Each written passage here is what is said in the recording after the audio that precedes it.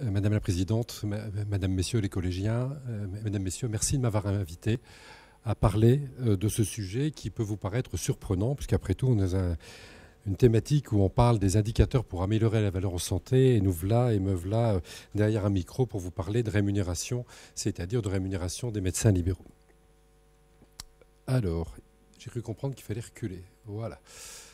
Alors finalement, est-ce que valeur en santé et ROSP sont deux valeurs antinomiques? Donc je vais un peu plagier et répéter, mais après tout, enseigner, c'est répéter la présentation et le début de la présentation faite par Martine Aoustin sur la valeur en santé, reprenant les logos du cercle de valeur en santé qu'elle anime de main de maître.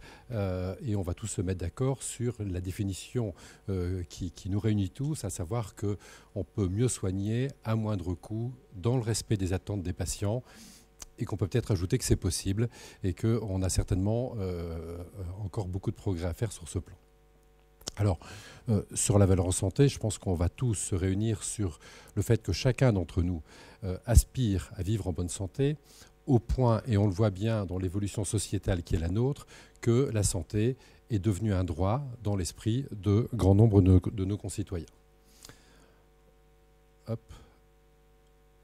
Nous pouvons répondre aux défis on va être collectivement confrontés. Et à commencer par le défi des pathologies chroniques, avec un Français sur 4 qui en sera atteint en 2025.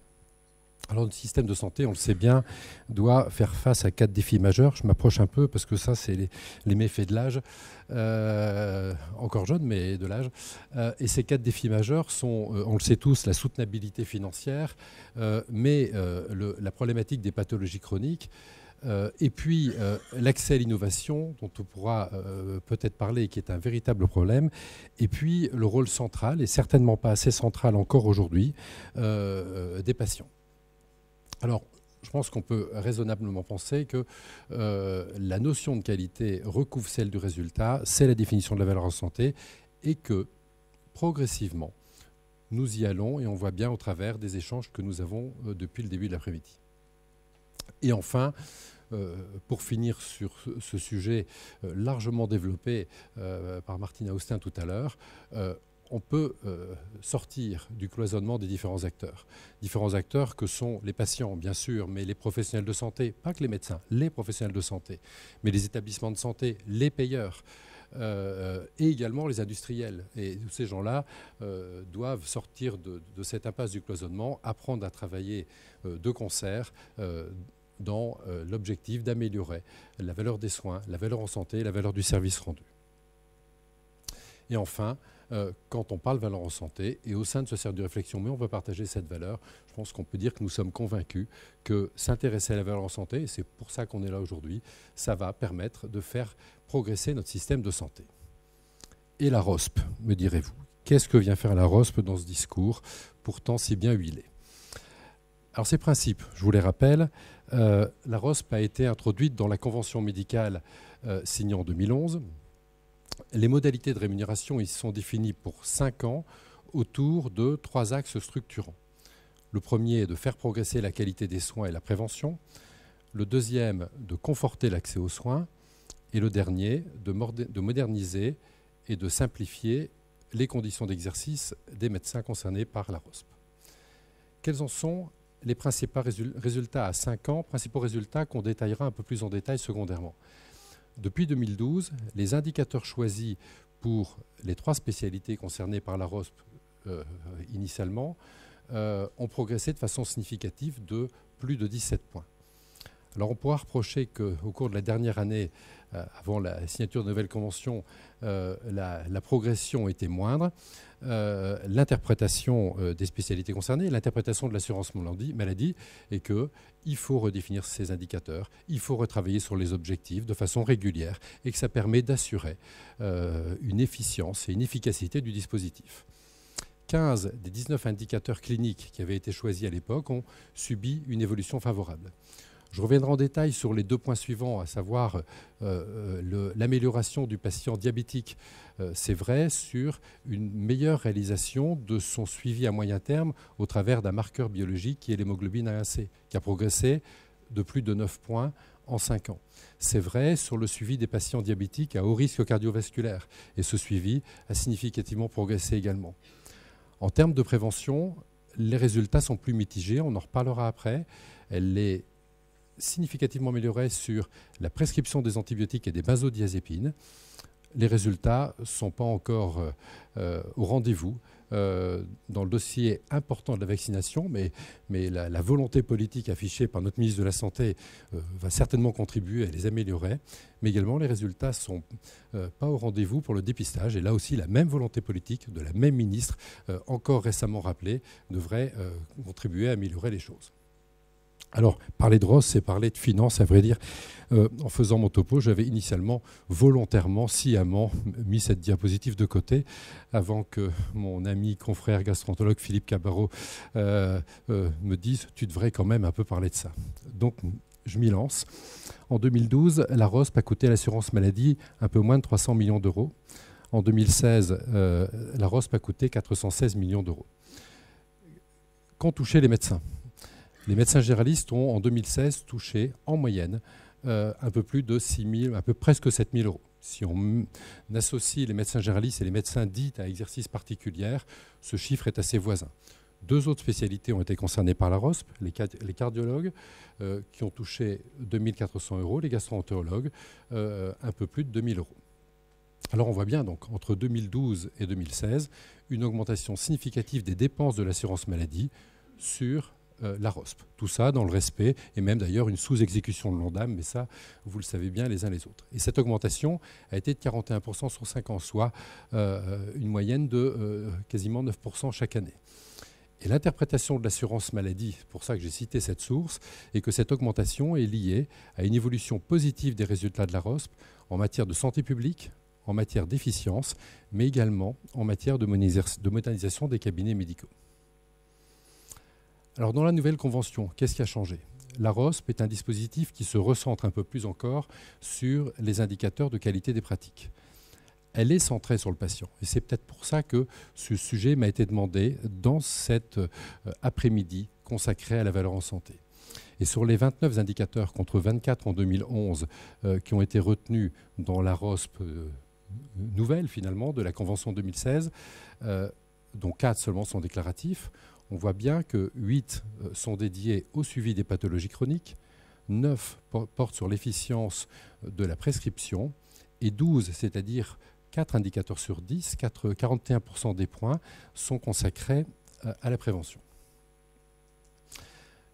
Alors quand on regarde les résultats, je ne vais pas vous détailler ces courbes, mais on voit bien que ces courbes évoluent vers la droite, ce qui tente à montrer un meilleur suivi des indicateurs retenus, et ces courbes tentent à se resserrer, ce qui prouve une meilleure homogénéité des praticiens concernés par ce dispositif de rémunération sur objectif de santé publique. Alors cette progression s'est faite sur l'ensemble des volets. C'est vrai sur le suivi des pathologies chroniques qui a progressé de plus de 10 points au travers de différents indicateurs en quelques années. C'est vrai sur la prévention, c'est vrai sur la prescription, mais également sur l'organisation des cabinets médicaux. Alors dans le détail, qu'est-ce qu'on peut retenir des principaux résultats ?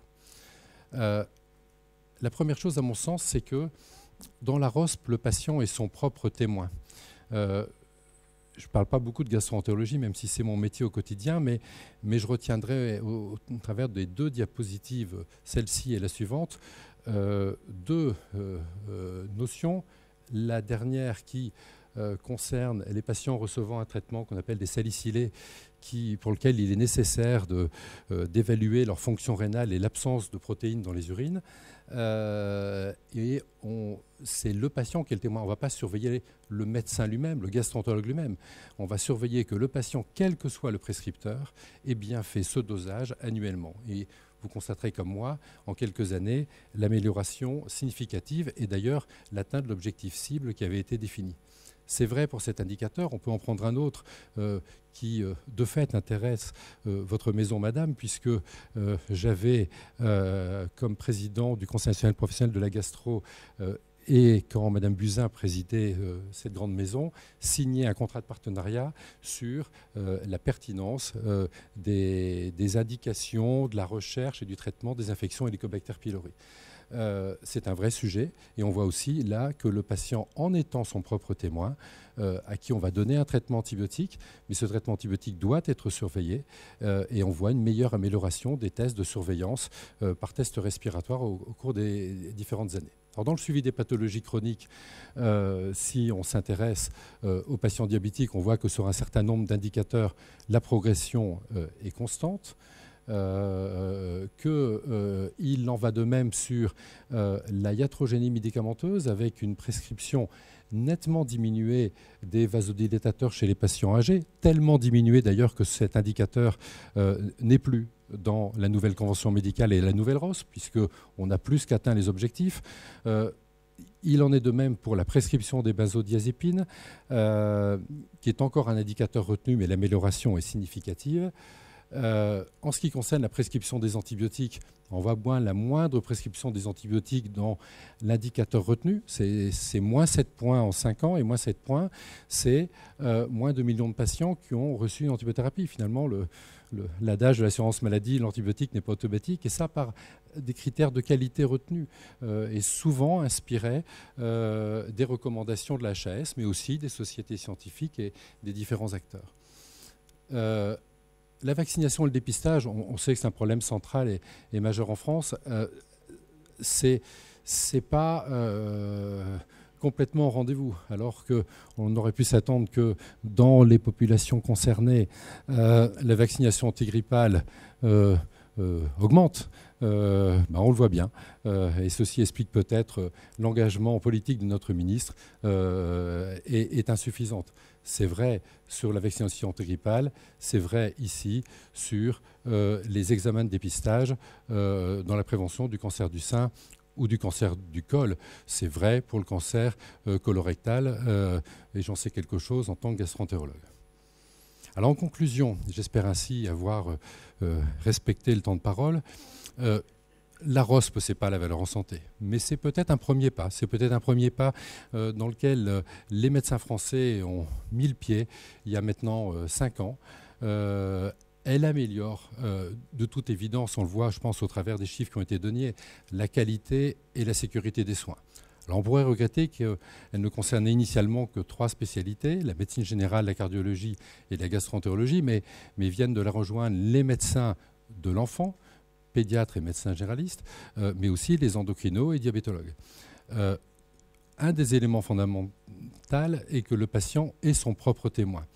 Je rejoins, je crois que c'était Martine Austin qui parlait de la difficulté tout à l'heure de trouver des indicateurs efficients, et pour y avoir travaillé tout au moins dans ma spécialité, trouver des indicateurs efficients, reproductibles, utiles, c'est une véritable gageure. On l'a fait à livre ouvert avec le service médical de la CNAM, c'est une véritable gageure. On arrive dans ce bureau avec des certitudes en disant, par exemple, il y a un indicateur important qui est, pour un gastro-entérologue, le suivi des patients qui ont une cirrhose pour la détection et la recherche des cancers du foie, et on se rend compte que finalement, c'est quasiment pas applicable parce que pas assez de patients par médecin dispersés et que les choses ne sont pas si simples. Enfin, je pense très sincèrement, profondément, que les patients qui sont absents, ils ont beau être patients témoins, ils sont absents de la conception du dispositif. Et je pense que la ROSP de demain, ou la valeur en santé de demain, ne peut pas se faire avec des patients en dehors de la conception du système. Je sais que ça effraie un petit peu certains de mes confrères, une partie du corps médical, mais on ne va pas contre l'histoire. Et puis, il y a une vraie question qui se pose au travers de la ROSP, mais de la valeur en santé. C'est qu'on a, au cours de ces dernières années, en France, retenu finalement un dispositif d'amélioration des pratiques qui s'apparente relativement au dispositif canadien, avec ce portfolio dans lequel on va mettre notre formation continue, notre analyse des pratiques, l'accréditation des pratiques à risque, le DPC. Et on nous pousse progressivement à évoluer vers une culture de résultats finalement plus proche des pays du nord de l'Europe. Et je pense que à nous d'inventer un système qui sera peut-être un mix entre les deux, et où on a à la fois la culture du résultat et on peut. Et c'est un mal, c'est vraiment nécessaire et c'est un bien pour chacun. On le voit, Philippe, on fait le même métier en gastroentérologie. La culture du résultat sur le nombre de polypes retirés quand on a des patients qui ont passé un test de dépistage positif, elle doit être là et le patient doit en être informé. Mais on a aussi à faire un mixte, parce que la culture du résultat ne va pas pouvoir embrasser la totalité de notre exercice médical. Je vous remercie.